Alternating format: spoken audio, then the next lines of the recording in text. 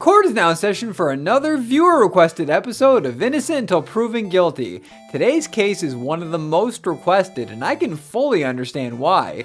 During my research, I saw that this has a Metacritic score of 8. To put that in perspective, Sonic 06 has a 46. Sonic 06 is considered to be one of the worst games ever made, yet IGN, EGM, and 1UP all deemed it to be better than this. That is just... I don't even know what to say about that. I've covered some stinkers before, but this is a whole new level of potential badness. Well, I love a good challenge, so it's time to bring Big Rigs Over the Road Racing to trial.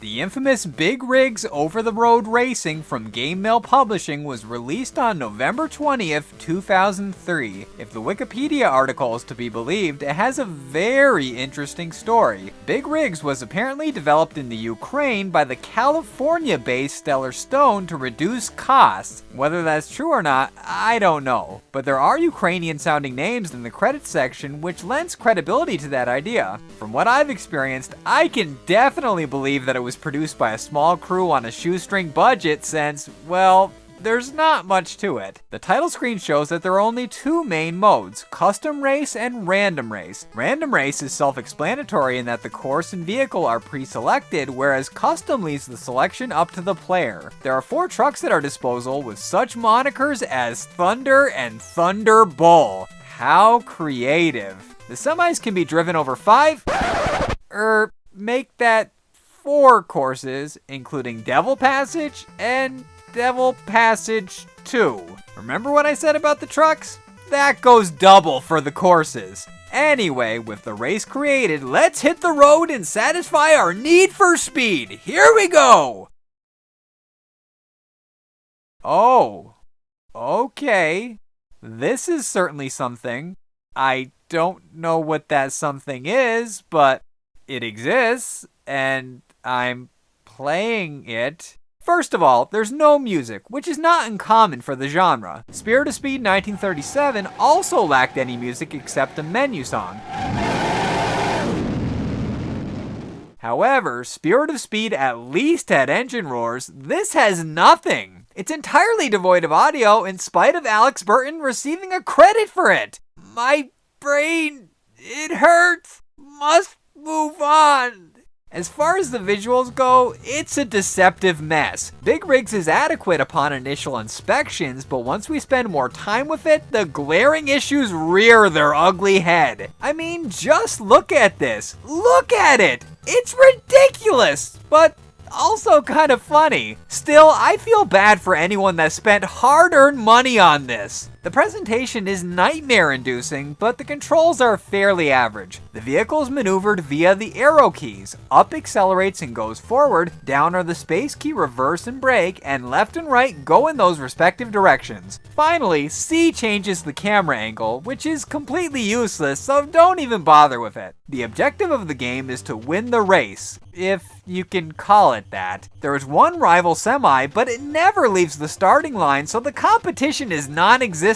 This is in stark contrast to the back of the box's claim that we're running away from the law and hauling drugs or other illegal contents. As should have been obvious long before now, none of this is in Big Rig, so this is false advertising at its finest. In reality, we move forward through checkpoints until we get to the goal and we're rewarded with a trophy which is accompanied with the iconic text, "You are winner." That is amazing, and I love it so much. After winning the trophy, we go back to the title screen and try out a different course. If it'll let you, that is, because it will occasionally bug out and announce that we're the winner from the start. During my travels into the void, I noticed an abandoned helicopter, which I found to be quite fascinating. I started to ponder about why it was there, and I devised the theory that Big Rigs is set in a post-apocalyptic future, with our trucker being the sole remaining occupant. That would explain why the rival remains idle. There aren't any humans left to compete against. Clearly this wasn't Stellar Stone's intentions, but when it's examined in that context, it makes it way creepier and cool.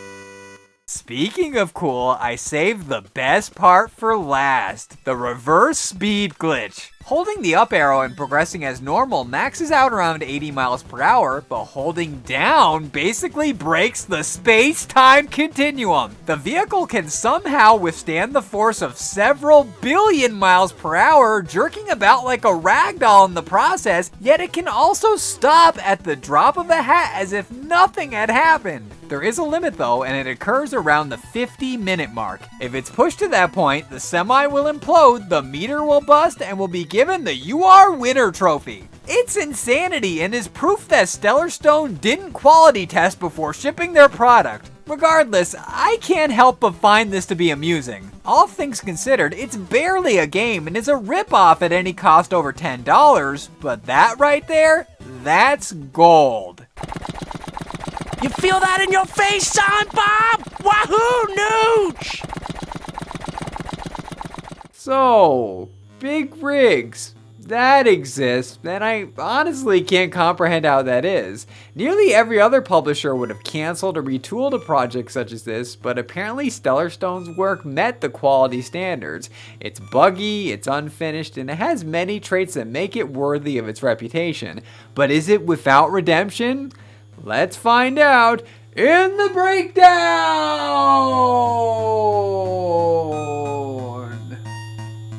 I really don't have to say anything here. Big Rigs is guilty. You know it, I know it. I thought Spirit of Speed was bad, but this makes it look like Daytona, USA. At least the LJN Dreamcast oddity has the appearance of being decent. This, on the other hand, is broken and riddled with design flaws. Hell, there's a course that's unplayable and crashes as soon as it's chosen. I'll close by repeating what I said at the beginning. It has a Metacritic score of 8, and Sonic 06 has a 46. That speaks volumes. I rest my case.